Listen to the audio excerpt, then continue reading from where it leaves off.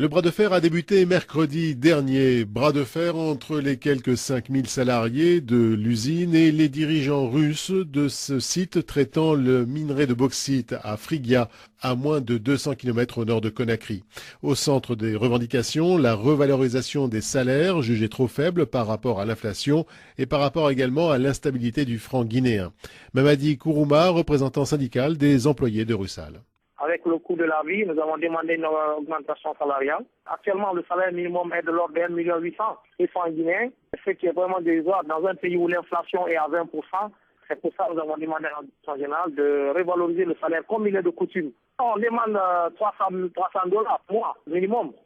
Donc c'est autour de 2 millions, 2 millions 500. Donc c'est ce que nous demandons à notre direction générale, plus les conditions de vie, parce que ce n'est pas le salaire qui est le problème, parce qu'avant on avait toutes les conditions avec l'hôpital, avec la cité, tout était en reste. Aujourd'hui tout repose sur le salaire. Même pour aller à l'usine, on est obligé de dépenser notre salaire.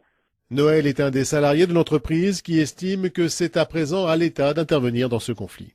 Tant qu'il n'y a pas satisfaction des revendications, je crois que la grève va se poursuivre. Mais ce qu'on attend surtout, c'est que l'État aussi joue clairement son rôle d'arbitre. Parce que vous n'êtes pas sans savoir que le coût de la vie ne fait que monter. Et en retour, les conditions salariales de Rusal ne permettent plus de vivre correctement, de vivre décemment.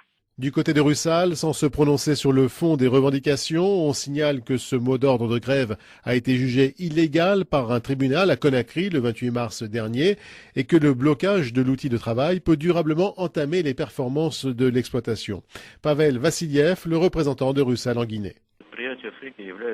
Il faut souligner que l'usine de Frygia est une entreprise à cycle continu de production. Et aujourd'hui, alors on est préoccupé par une situation où il peut y avoir un arrêt définitif de l'usine, de ce cycle de production, ce qui pourrait aboutir aux conséquences négatives et la mise hors service des équipements.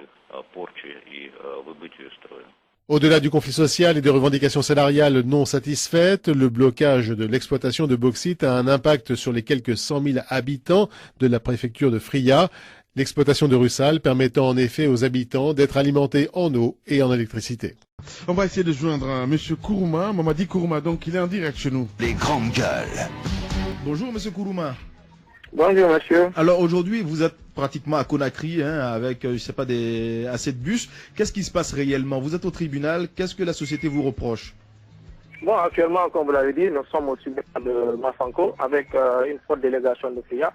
Il y a beaucoup de travailleurs qui sont venus dans le bus. Nous sommes tous là pour répondre à la convocation de monsieur le juge. Par rapport à la demande d'arbitrage de la direction générale Rusal qui a saisi le tribunal par rapport à nos revendications salariales et catégorielles. Donc on vient pour répondre à cette convocation. Mais monsieur Mamadi, c'est très simple ce que vous dites. Pour une revendication salariale, on ne peut pas vous amener à la justice. Il y a forcément quelque chose qui s'est passé. Qu'est-ce qu'on vous reproche concrètement? Non, justement, vous savez, le tribunal du travail, c'est une instance de négociation aussi. Si on ne trouve pas les accords à l'inspection du travail, qui est la chambre de conciliation, on peut demander un arbitrage au tribunal du travail. Mais vous savez, déjà, on est dans une négociation depuis 4 mois.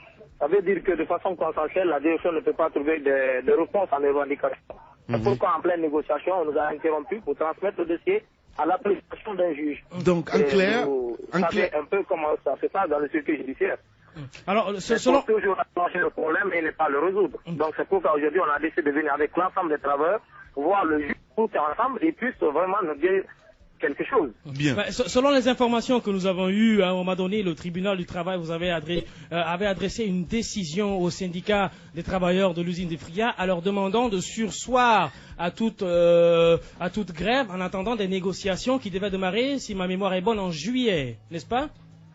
Non, les négociations de juillet ne sont dans aucun protocole. C'était une proposition de la direction qui permet de négocier dans 6 mois. Mais cette proposition a été refusée. C'est ce qui a fait qu'on a levé le préavis de grève du mois de décembre sans condition. Donc, c'est pour vous dire que le tribunal va statuer sur le fond du dossier.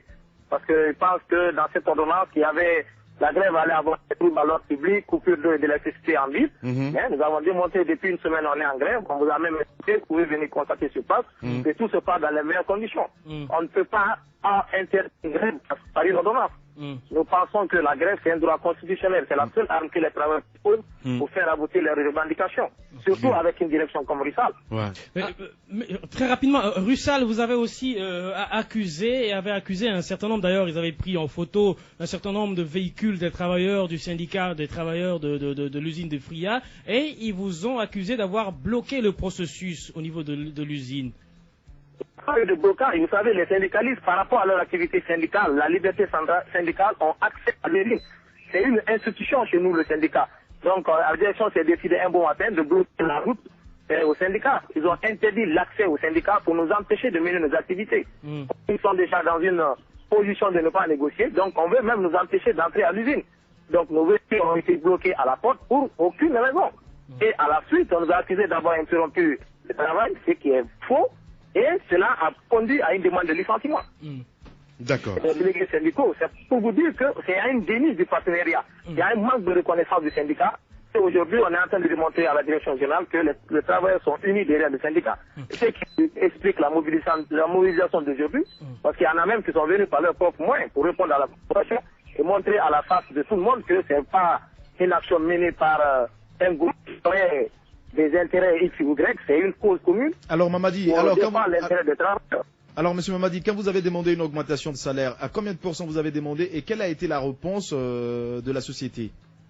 Non, vous savez, comme la loi nous confère le droit, chaque année on négocie. Le syndicat peut demander 1 million, 2 millions. Nous avons demandé un salaire de base de $304. Mais vous savez, les négociations, c'est des taxations. Nous, on est bien rodés dans ça. Donc, par rapport à ça, la pression haïtienne ne peut pas augmenter et qu'il n'y avait aucune ressource. Nous avons demandé de justifier cela, mais il n'y a aucune preuve. Vous savez, aujourd'hui, il se déclare être en difficulté, en faillite. Exactement. Mais il n'y a aucun fonds juridique pour justifier cela. Ils ne sont ni en redressement, ni en cessation de paiement, ni en déficit. Donc, nous, juste à preuve de contraire, comme il y a l'obscurité dans la gestion, il y a la comment je vais dire, il y a toutes les formes de statistiques qui sont en cours chez nous, et nous avons des preuves que nous allons transmettre au tribunal. Bien. Toute la magouille qui règne, où les directeurs ont été licenciés pour des détournements, et l'usine n'est dirigée que par les Russes. Il n'y a aucun Guinéen qui a un poste de décision. Justement. C'est pour vous dire qu'on est dans un truc très très obscur.